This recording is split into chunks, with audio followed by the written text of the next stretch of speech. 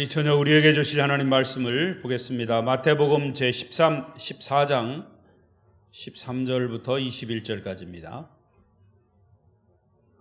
마태복음 14장 13절부터 21절, 신약성경 24쪽입니다.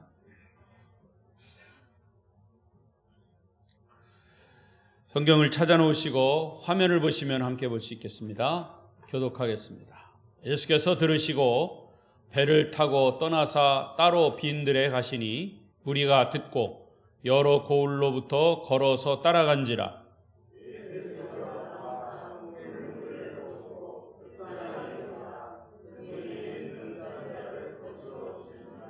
저녁이 되매 제자들이 나와 이르되 이곳은 빈 들이요 때도 이미 저물었으니 무리를 보내어 마을에 들어가 먹을 것을 사 먹게 하소서.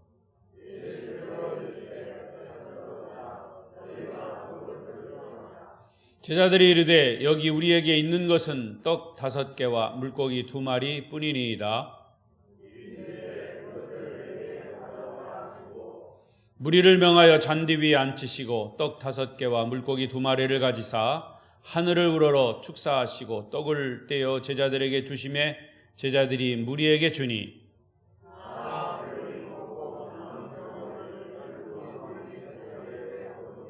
다 같이 읽습니다. 먹은 사람은 여자와 어린이 외에 5,000명이나 되었더라. 아멘.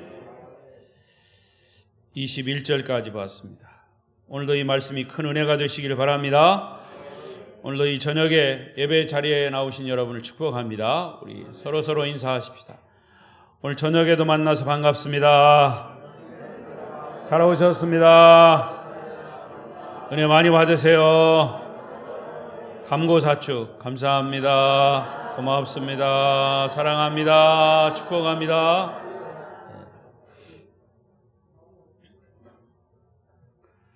오늘도 이 예배 자리에 나오신 여러분에게 하나님의 크신 은혜와 축복이 주시는 말씀으로 임하시기를 바랍니다. 또 비대면 영상으로 온라인 예배를 드리시는 여러분이 계시면 또 그분들에게도 말씀의 큰 은혜가 임하시길 바랍니다. 오늘 저녁 말씀의 주제는 배불리 먹게 하시는 예수님. 시작. 배불리 먹게 하시는 예수님. 오병이어의 사건입니다. 아마 이 오병이어의 사건은 여러분이 숱하게 많이 말씀을 들어오셨을 겁니다. 그래서 이 본문을 딱 대하면 오늘 또 그 말씀이구나 이렇게 미리 선입견을 가지고 이 말씀을 대할 수도 있습니다. 그러나 똑같은 말씀이라도 여러분이 늘 경험하는 거지만 똑같은 장소에서 똑같은 사람이 똑같은 말씀을 하더라도 성령은 그날 어떻게 조명하실지 모릅니다. 어떤 말씀을 우리에게 주실지 모릅니다. 귀를 기울이고 오늘 내게 주실 하나님의 말씀에 여러분 관심을 기울이시고 은혜 받을 준비 되셨습니까? 네. 지난 시간 우리는 이 세례 요한이 헤롯에게 목배임을 당한 그 헤롯을 죽이는 그런 사건을 보았습니다. 그런데 그 사건을 보면서 역시 헤롯 왕도 예수님에 대해서 이 적대적인 감정을 가지고 있다는 것을 우리가 알 수 있어요. 나중에 예수님 십자가에 달리실 때도 헤롯 역시도 예수님 십자가에 달리시는데 동참한 그런 동조자 역할을 합니다. 그러나 반면에 예수님은 적대적인 세력에 동요됨이 없이 당신의 맡은 사명을 흔들림 없이 초연하게 감당하며 나아가시는 것을 또 볼 수 있습니다. 저나 여러분이나 우리가 신앙을 가지고 신앙생활을 하면서 때때로 좋은 일을 하다가 어떤 고난과 박해가 오면 쉽게 흔들리고 당황하고 또 주저하게 됩니다. 새삼스럽겠지만 여러분에게 한번 질문을 던져보겠습니다. 여러분은 왜 예수를 믿습니까? 성공하기 위해서입니까? 아니면 병을 낫기 위해서입니까? 아니면 우리에게 종교 생활이 필요해서 신앙생활을 하는 것입니까? 그것도 다 포함이 되겠지만 저 저변에는 우리가 예수 믿는 이유가 영혼이 구원받은 우리 영혼들이 다른 사람에게 구원의 복음을 전하고 또 주님이 우리에게 맡겨주신 사명을 이 땅에서 잘 이루기 위해서 우리는 예수를 믿고 신앙생활을 하는 것입니다. 그 길을 우리는 어떤 어려움이 있더라도 묵묵히 걸어가는 것입니다. 예수님처럼 말이죠. 예수를 믿는 자녀들은 그렇게 묵묵히 그 길을 가야 합니다. 그게 제자 도입니다. 자, 오늘 본문 13절을 읽어보십시다. 13절 시작. 예수께서 들으시고 배를 타고 떠나사 따로 빈 들에 가시니 무리가 듣고 여러 고을로부터 걸어서 따라간지라. 자, 예수님도 때로는 육신을 입으셨기 때문에 너무나 사역에 힘들고 지칠 경우가 있으셨기 때문에 조용히 홀로 계시면서 어떤 안식의 시간, 쉬는 시간을 가지기 원했던 것이죠. 그런데 예수님은 쉬는 시간조차도 빼앗기는 것을 볼 수 있어요. 오늘 여기 13절에 보면 무리가 듣고 여러 고을로부터 걸어서 주님을 따라갔다 그랬어요. 예수님이 빈들로 가신다는 소식을 듣고 무리들은 그 장소까지 따라갔습니다. 그런데 예수님은 또 어떤 반응을 보이셨냐면 14절에 보면 예수께서 나오사 큰 무리를 보시고 불쌍히 여기사 그 중에 있는 병자를 고쳐주셨다. 쉬는 시간을 포기하시고 병 낫기를 원하는 사람들의 병을 고쳐주십니다. 또 마가복음 6장 34절에 보면 예수께서 나오사 큰 무리를 보시고 목자 없는 양 같음으로 인하여 불쌍히 여기사 이에 여러 가지로 가르치시더라. 주님은 우리를 향한 긍휼의 마음을 가지십니다. 불쌍히 여기셨다. 주님은 그들의 육신의 질병만 고치신 것이 아니라 복음을 가르치신 사역도 같이 병행을 하셨습니다. 예수님도 인간의 몸을 입으셨기 때문에 때로는 지치고 피곤하셨음에도 불구하고 주님을 찾는 자들을 맞아주시고 그들에게 복음을 가르치시고 또 육신의 질병도 고쳐주시면서 사랑과 긍휼, 자비를 베풀어 주셨습니다.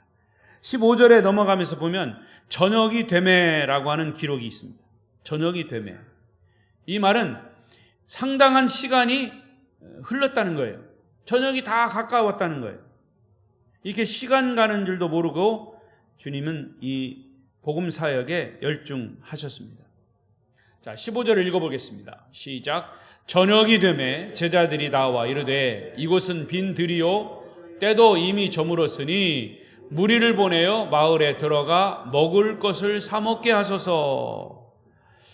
자, 우리는 이 말씀에서 천국 복음이 선포되고 각종 병자를 고치시는 중에도 예수님과 그 제자들, 그 무리들은 현실적인 문제에 부딪히는 것을 볼 수 있습니다. 그 현실적인 문제가 뭡니까? 육신의 배고픔의 문제.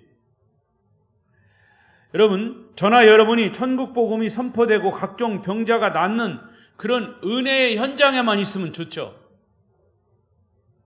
은혜의 현장에만 있으면 얼마나 좋겠습니까? 주님의 기적이 나타나고 천국 복음이 선포되고 과거에요. 여러분도 그런 것을 보셨는지 또 경험하셨는지 모르지만 7, 80년대 한국 교회가 막 부흥할 때 부흥회가 많이 있었죠. 부흥회를 하면 월요일 저녁부터 토요일 새벽까지 했습니다. 그러면 많은 사람들이 이웃 교회 사람들까지 교회 부흥회에 몰려들었습니다. 그것까지는 좋아요. 그런데 부흥회에 그 부흥 강사님의 말씀에 큰 은혜 받은 사람이 어떤 사람들 중에는 그런 사람들이 생깁니다. 이제 다 포기하고 저 은혜의 말씀을 전하는 부흥 강사님을 내가 따라다녀야 되겠다 하고서 정말 생업도 포기하고 그 부흥 강사 따라다니는 사람들 많아요. 보따리 싸들고. 그래서 그 목사님이 부흥회 하는 데마다 따라간 거예요. 어디서 자고 어디서 먹는지는 잘 모르겠어 나도. 그런데 여러분 그게 하루 이틀입니까? 맨날.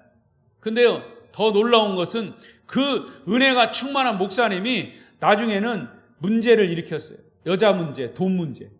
그래가지고 그 부흥강사님이 뭐 다 그런 건 아니지만 그렇게 문제를 일으켜서 그렇게 따라다닌 사람들 또 그 부흥에 은혜 받은 사람들에게 어떤 잘못된 영향을 그런 실망감을 주는 경우도 때로는 있었습니다.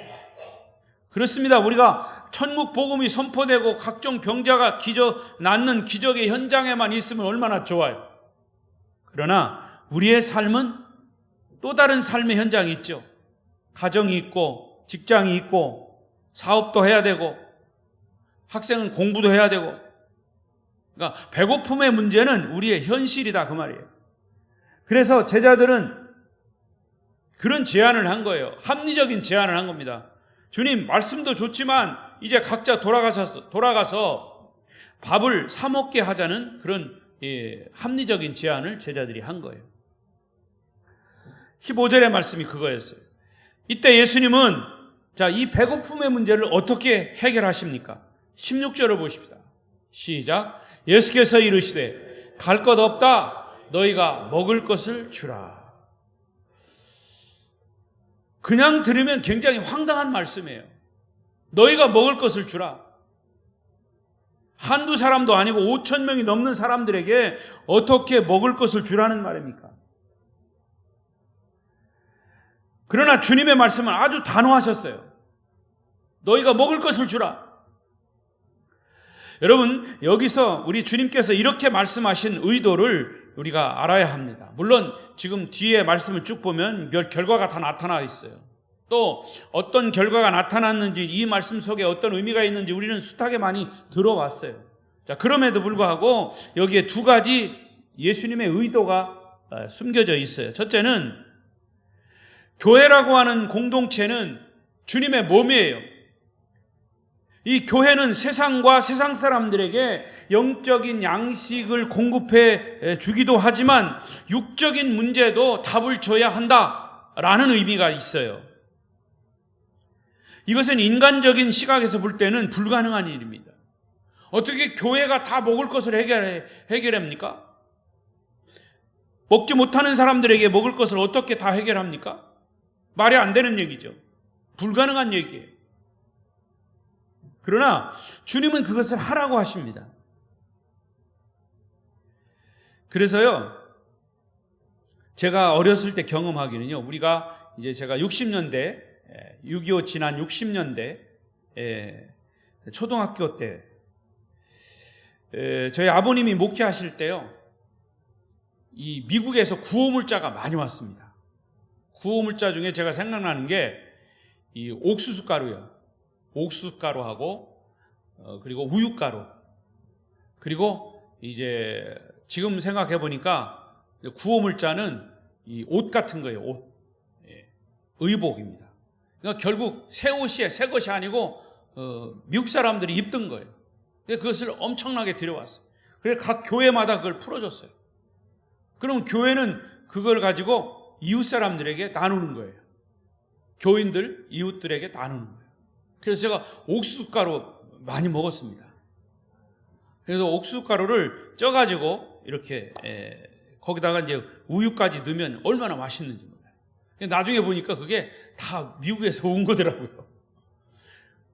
그래서 미국 사람들은요, 그렇게 지금도 미국이라고 하는 나라가 세계에 그 식량을 많이 공급하는 그런 나라예요. 기독교 국가로서 그런 근본 청교도의 정신을 가지고 하죠. 이 교회가 그런 정신을 가지고 해야 됩니다. 우리가 작은 교회든 큰 교회든 우리 아름다운 교회도 어떤 선교사님들이나 또 미자립교회 중보기도도 하지만 이 선교비도 함께 이렇게 보내는 것, 그것이 그런 예수님의 정신 속에 있는 거죠. 자, 그러나 또 하나는 이 오병이어의 기적 속에 예수님이 너희가 먹을 것을 주라 한 이 말씀 속에는 하나님의 시각이 필요하다 그 말이에요. 하나님의 시각. 인간적인 시각을 초월해서 하나님의 시각이 필요한 것이죠. 자, 제자들은 배고픈 문제를 인간적인, 합리적이고 경험적이고 상식적인 시각에서만 봤어요. 그래서 사실은 답이 안 나오는 거죠.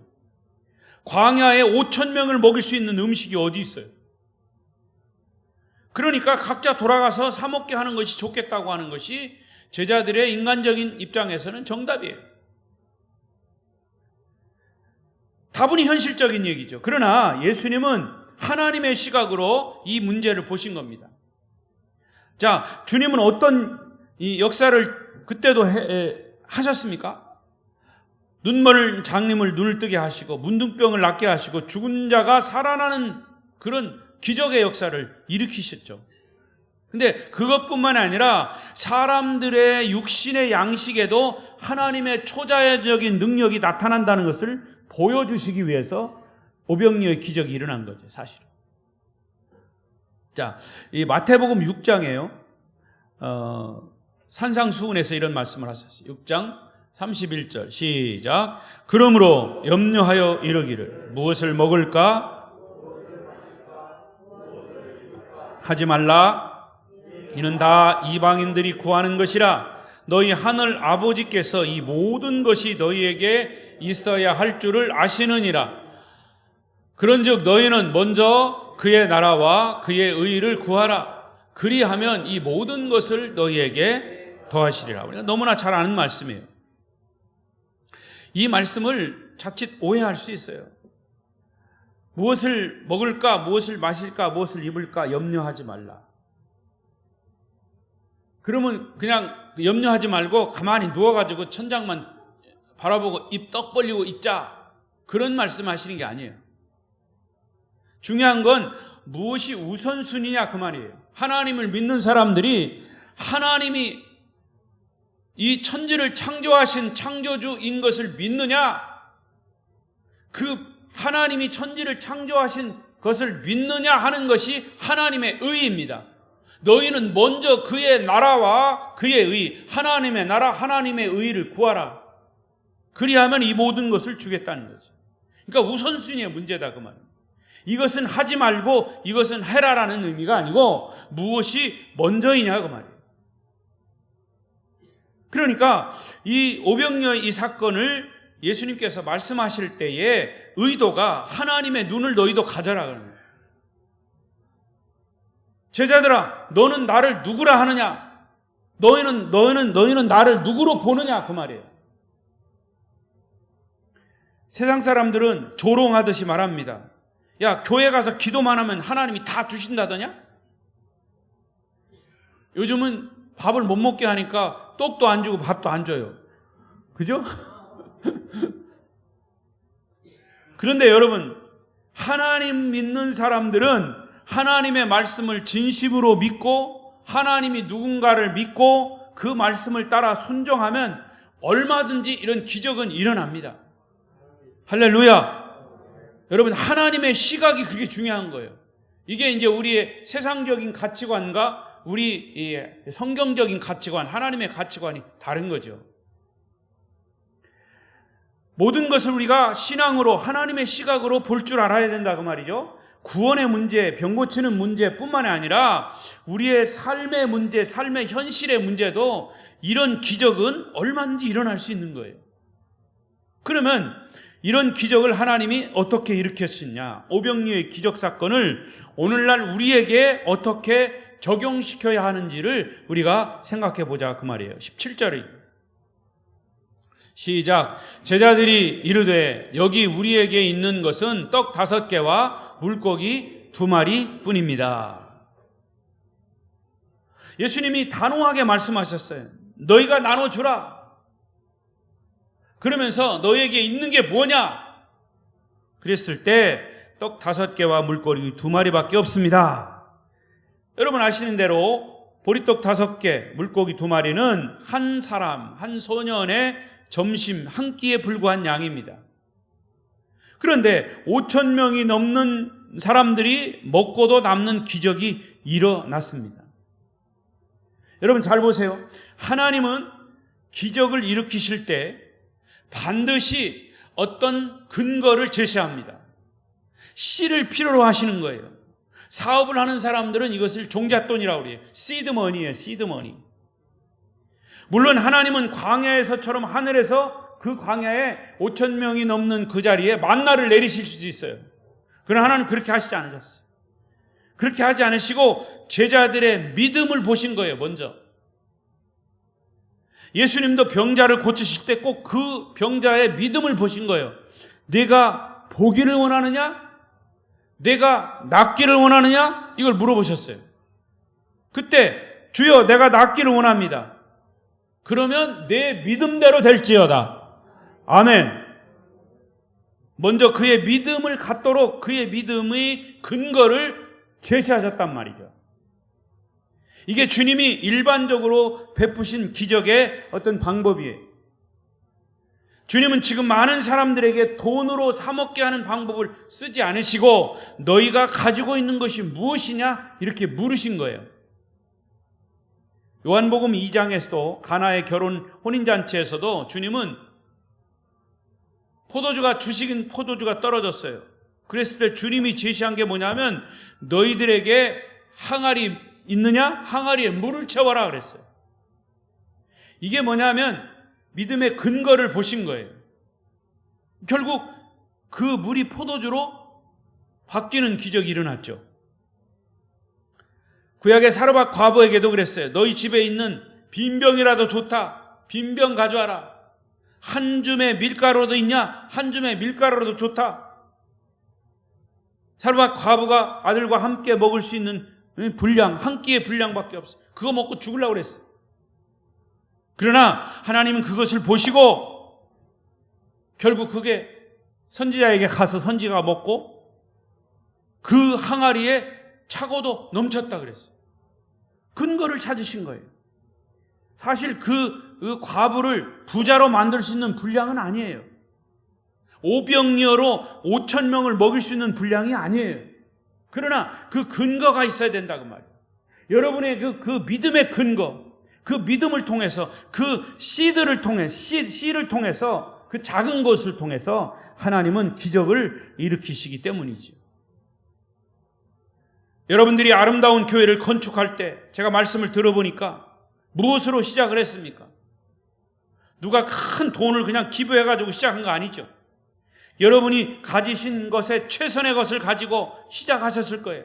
그러나 처음에는 그 작은 것으로 이런 건물이 지어질 것이라고 하는 것은 여러분도 생각을 못했을 겁니다.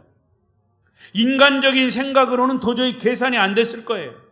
하지만 여러분이 가진 것이 씨가 되고 믿음이 돼서 이렇게 아름다운 건물이 교회가 세워졌고 또 여러분들조차도 그렇게 고백하시지만 과연 하나님이 하셨다고 하나님이 기적을 일으키셨다고 고백하셨지 않습니까? 아닙니까? 맞습니까? 아멘. 여러분 하나님이 지금 우리에게 요구하시는 것은 겨자씨만한 믿음이에요. 우리가 계산하는 양이 아닙니다. 하나님은 많은 양보다 오히려 믿음을 보시고 정성을 보시고 그리고 그 사람의 중심을 보신다고 그랬어요. 축복은 주는 자의 문제가 아니라 받는 자의 문제예요. 하나님은 사랑하는 자들에게 하늘 창고를 보고를 여시고 풍성하게 채우시도록 넘치도록 쏟아 부어주시길 원하십니다. 내 입을 넓게 열라 내가 채우리라. 아멘 할 때 마스크가 터져 나가야 돼요, 여러분. 내 입을 넓게 열라 내가 채우리라. 이것은 우리의 믿음의 어떤 근거를 제시하는 거예요. 내가 어떤 믿음의 그릇을 가졌느냐에 따라서 그 그릇에 채워지는 거예요. 할렐루야. 그러나 인간이 불신앙으로 믿음의 문이 딱 닫혀 있어요. 문을 닫아놓고 있어요. 교만함으로 문을 닫고 축복의 그릇을 다 덮어놓고 있어요. 불평과 불만의 것으로 우리의 믿음의 문이 다 닫혀 있어요. 마음의 문이 닫혀 있어요. 하나님이 복을 주실 수가 없는 거예요. 하나님이 손이 짧아 축복을 안 하시는 것이 아니라고 그랬어요. 우리가 믿음이 없어 거부하고 제한하기 때문에 축복과 기적이 일어나지 않는 거죠. 드디어 주님의 기적이 일어납니다. 18절 19절 시작. 이르시되 그것을 내게 가져오라 하시고 무리를 명하여 잔디 위에 앉히시고 물고기 2마리를 가지사 하늘을 우러러 축사하시고 떡을 떼어 제자들에게 주심에 제자들이 무리에게 주니. 주님은 오병이어를 가지고 오게 하시고 무리를 잔디 위에 앉혔습니다. 무리를 지어 앉히셨습니다. 자, 그 다음에 주님께서 하신 행동이 무엇입니까? 그 오병이어를 놓고 축사하셨습니다. 축복하셨다 그 말이에요. 여러분, 돈이라도 똑같은 돈이 아니에요. 하나님의 축복의 돈이 있고 하나님의 축복이 없는 돈이 있어요. 성공이라도 다 성공이 아닙니다. 하나님이 축복하시는 성공이 있습니다. 아이러니하게 하나님이요, 실패하게도 하세요. 근데 그 실패하게 하는 것은 하나님의 축복이더라고요. 나중에 보니까. 이 예수님이 먼저 축사하시고 축복한 것을 나누어 주셨어요. 이 어린아이가 보리떡 5개, 물고기 2마리를 혼자 먹었으면 그 어린아이의 배만 불렀겠죠. 5,000명은 다 굶었을 겁니다. 하나님의 기적은 이렇게 주님의 축복 속에 나누는 데서부터 시작이 되는 겁니다. 인간의 머리와 방법으로는 이해할 수 없는 초자연적인 기적은 하나님이 주신 물질을 서로 나누는 데서부터 시작이 되는 거예요. 우리가 세상을 변화시킨 원리가 바로 여기에 있습니다. 밥 한 그릇을 내가 먹으면 나 혼자 배부르지만 그 한 그릇까지도 나누어 먹으면 같이 배부른 겁니다. 할렐루야. 5,000명이 배부를 수 있는 겁니다. 우리가 하나님께 드리는 작은 것이든 큰 것이든 그것이 무슨 의미가 있겠느냐고 말하지 마십시오. 그것으로 배고픈 영혼이 배부를 수 있습니다. 여러분들이 드리는 11조 헌금, 선교 헌금, 봉헌 헌금, 주일 헌금, 건축 헌금, 하나님 앞에 드리는 이 예물 헌금이 교회를 살립니다. 때로는 선교사를 살립니다. 때로는 선교 지역을 살리고 목회자를 살리고 나아가 민족을 살리고 변화시키는 엄청난 하나님의 능력과 기적이 일어난다는 사실을 믿으시기 바랍니다. 한국 교회가 미국으로부터 외부로부터 많은 도움을 받았습니다. 처음에는. 그러나 이렇게 한국 교회가 아직까지는 놀라운 성장을 가져서 그 받은 축복을 역시 나누는 데 있습니다. 교단마다요, 이 선교사들에게 선교비, 선교사 보낸 것이 결국 미국 다음으로 우리나라가 제일 많이 지금 선교사를 보내고 있어요. 미국의 크기와 우리나라 크기, 이거를 퍼센테이지로 비교하면 비교할 수가 없어요. 아마 퍼센테이지로 비교하면 우리나라가 더 많이 보낸 그런 결과일 거예요. 여러분, 한국 교회가 이렇게 복을 받는 것은 역시 받은 것을, 빚진 것을 나누는 데 있습니다. 제가 말씀드린 것처럼 선교사들이요, 지금 정말 이 중국 같은 데는 많은 선교사들이 지금 추방을 당해서 결국에는 한국으로 다시 돌아온 선교사들도 있고, 지금 코로나 때문에 정말 선교사들이 많이 어려움을 당하고 있어요. 그런데도 불구하고 이 돌아와서 한국에서 그냥 생활하면 어떻겠냐 이렇게 선교사들에게 보편적으로 물어보면 전부 다 아니라는 겁니다. 그 아니라고 하는 그 목적과 이유가 뭐냐면 그들의 영혼을 생각하는 거예요. 그래서 과거에 우리가 선교사들을 통해서 복음을 받을 때의 생각을 하는 겁니다. 우리도 그들에게 이렇게 받아서 복음을 받고 물질적인 도움을 받았는데 우리가 빚진 자로서 우리처럼 그렇게 어려운 사람들에게 도와주는 것, 그것은 하나님의 빚을 갚는 거라 이거죠. 축복은 받는 데 있는 것이 아니라 나누는 데 있습니다. 주는 데 있습니다. 마지막으로 오병이어의 기적이 일어난 후에 어떤 일이 또 일어났습니까? 20절을 보십시오. 20절 시작. 다 배불리 먹고 남은 조각을 12바구니에 차게 거두었으며. 5,000명이 넘는 사람들이 다 배불리 먹고 남았습니다. 12바구니가 남았습니다.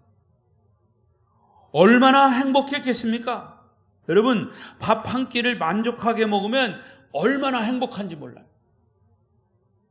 그렇죠? 여러분, 저녁 잡수고 얼마나 행복해가지고 교회 오셨잖아. 교회 와서 예배 드리니까 얼마나 행복한지 열심히 주무셔 보니까. 하지만 한 사람이 영적인 만족 없이 육적인 배만 부르면 이거는 짐승과 다름없어요. 제가 말씀드렸죠? 이 고양이 3마리가 어미 1마리, 새끼 2마리가 옹야옹야 야옹야옹 해가서 밥 달라고 밥 주면요, 배불리 먹고서 그냥 퍼질러 자요 거기서. 그럼 또 새끼 2마리는 그 엄마 젖을 계속 빨고 있어. 그게 얼마나 귀여운지 몰라. 그래서 한참 또 돌아다니다가 또 와서 야옹야옹 그래요. 밥 달라는 거예요. 그럼 또 밥 줘요. 그럼 또 거기서 자요. 아마 고양이가 있어서 우리 집에 쥐가 없나 봐요.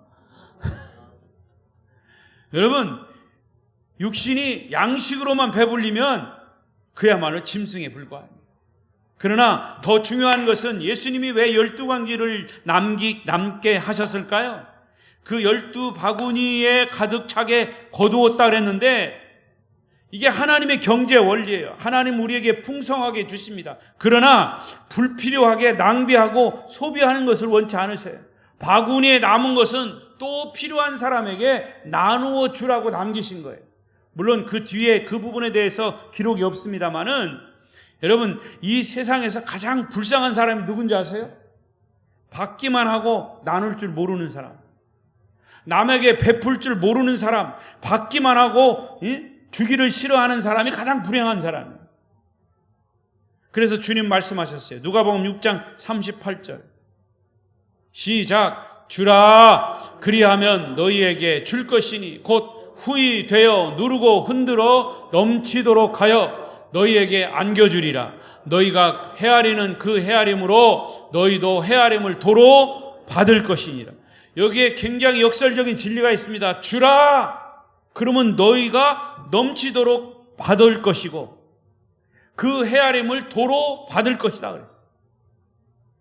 여러분, 지금 우리가 사는 이 세상은 정말 살기 힘든 세상이에요. 경제적으로도 힘든 시기에 살고 있습니다. 하지만 오늘 배운 500여의 기적을 일으키신 주님의 능력을 여러분이 더 곱씹으시면서 묵상해 보시면서 우리의 믿음을 점검해 보십시다.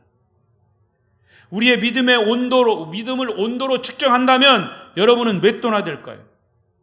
우리 몸의 온도는 36.5도. 이거 넘으면 어디 식당에도 못 가. 요즘 하도 그냥 체크를 해가지고. 그러나 영적인 온도는 높으면 높을수록 괜찮아. 아멘? 높으면 안 되는 모양이죠? 아멘 소리 현찮은 거 보니까. 우리의 믿음의 믿음이 온도로 측정한다면 몇 도나 될까? 그래서 예수님께서 내 믿음대로 될지어다 그랬어요. 이 말씀을 여러분의 삶의 현장에 적용해 보십시오. 또 놀라운 일들이 일어날 것입니다. 따라서 이번 한 주간도 여러분의 믿음을, 하나님의 능력을, 하나님의 기적을 여러분 믿음으로 경험하셔서 정말 이런 삶의 현장에 일어나는 그 경험을, 그런 체험, 그런 기적을 여러분이 간증거리로 많은 사람 앞에 간증할 수 있는 그런 역사가 여러분 속에서 나타나기를 축원합니다. 기도하겠습니다.